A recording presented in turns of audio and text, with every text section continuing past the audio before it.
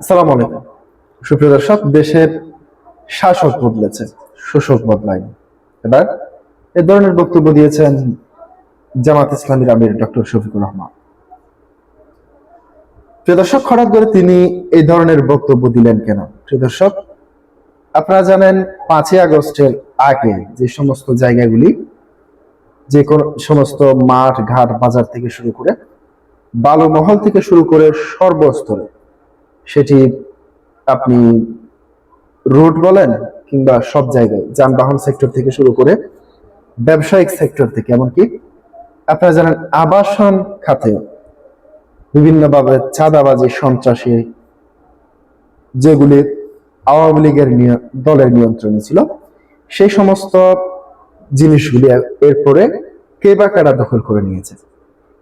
এরপরে প্রায় অন্তর্বর্তী সরকারের 18 মাসে সেই চাঁদাবাজি সন্ত্রাসী দমন করা সম্ভব হয়নি অন্তর্বর্তী সরকারে। যদিও পুলিশ প্রশাসন থেকে শুরু করে সেনাবাহিনী সবগুলো মাঠে থাকলেও এখনো রয়েছে সেনাবাহিনী কিংবা যৌথ বাহিনী, তারা কন্ট্রোল করতে পারেনি।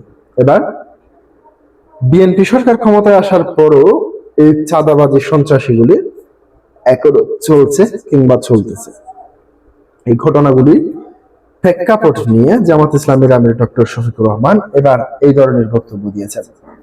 প্রিয় দর্শক, তিনি তার বক্তব্যে কোন বিষয়গুলি তুলে ধরেছেন সেটি আমি দৈনিক ইত্তেফাক থেকে আপনাদের সামনে তুলে ধরছি।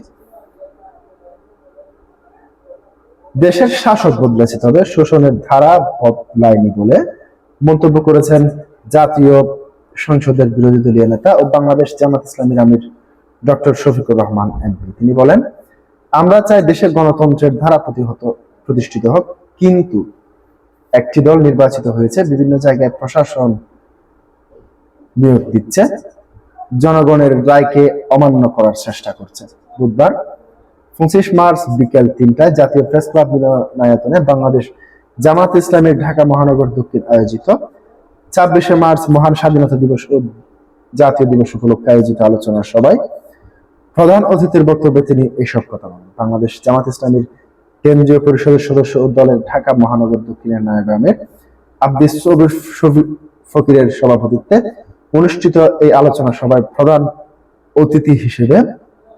বক্তা হিসেবে বক্তব্য দেন লিবারেল ডেমোক্রেটিক পার্টি এলডিবির চেয়ারম্যান কর্নেল অলি আহমেদ বীর বিক্রম। এছাড়াও অনুষ্ঠানে বিশেষ অতিথি হিসেবে বক্তব্য দেন সাবেক এমপি ও বাংলাদেশ জামাত ইসলামীর সেক্রেটারি জেনারেল মিয়া গোলাম ফরওয়ার ও বাংলাদেশ জামাত ইসলামীর কেন্দ্রীয় নির্বাহী পরিষদের সদস্য মোবারক হোসাইন ও ঢাকা 12 আসনের সংসদ সদস্য সাইফুল আলম খান।